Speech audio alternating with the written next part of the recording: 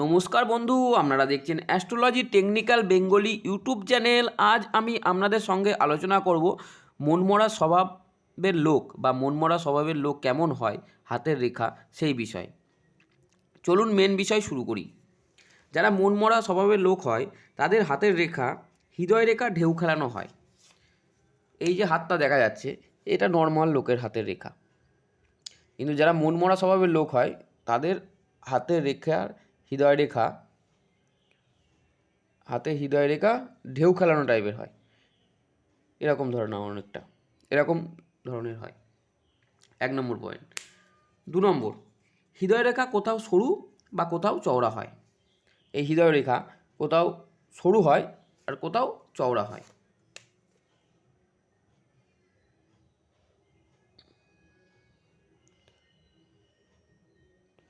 কোথাও সরু কোথাও চওড়া হয়। 2 নম্বর পয়েন্ট গেল। 3 নম্বর পয়েন্ট, শিরোরেখা ধনুকের মতো বেঁকে চন্দ্রের ক্ষেত্রে নেমে আসে। এইটা নর্মাল লোকের হাতে থাকে। আর যাদের মনমরা স্বভাবের হয়, যে সমস্ত মানুষরা মনে সবসময় দুঃখ বা দুঃখী হয়ে থাকে, তাদের শিরোরেখা ধনুকের মতো বেঁকে চন্দ্রের দিকে নেমে আসে। অনেকটা এরকম ধরনের হয় সেই সমস্ত ব্যক্তিদের হাতের শিরোরেখা। চন্দ্রের ক্ষেত্র ও রবির ক্ষেত্র অশুভ হয়। 3 নম্বর পয়েন্ট গেল এটা।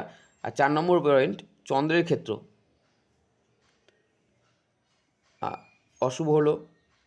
অশুভ হয়। রবির ক্ষেত্র, এই ক্ষেত্রটিকে বলা হয় রবির ক্ষেত্র, এই ক্ষেত্রটিকে বলা হয় চন্দ্রের ক্ষেত্র।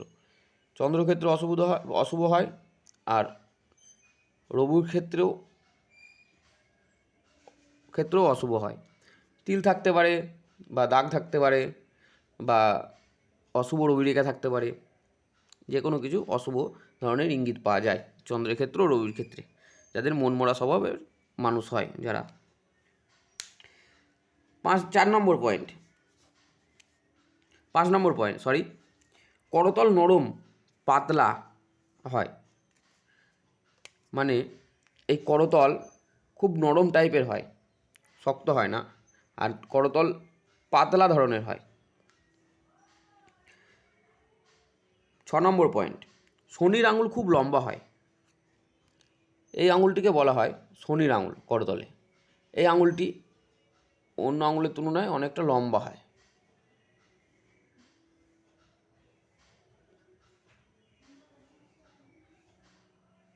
যারা মনমরা স্বভাবের লোক হয়।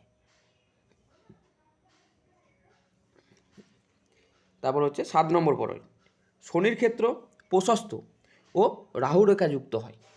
এই ক্ষেত্রটিকে বলা হয় শনির ক্ষেত্র। এই ক্ষেত্রটি প্রশস্ত মানে বড় হয়, আর এই ক্ষেত্রে রাহু রেখা থাকে মানে যুক্ত হয়।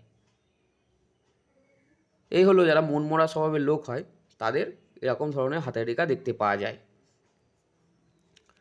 তো বন্ধুরা, আজকের মতো ভিডিও এই পর্যন্তই। দেখা হচ্ছে পরবর্তী ভিডিওতে। ততক্ষণ আপনারা ভালো থাকবেন, সুস্থ থাকবেন। আর এই ভিডিওটি যদি আপনাদের ভালো লাগে, লাইক, কমেন্ট ও শেয়ার করবেন ও চ্যানেলটিকে সাবস্ক্রাইব করবেন। ঈশ্বর আপনাদের সকলের মঙ্গল করুক ও সকল মনোবাসনা পূর্ণ করুক, এই বলে আজকের অনুষ্ঠান শেষ করছি। ধন্যবাদ।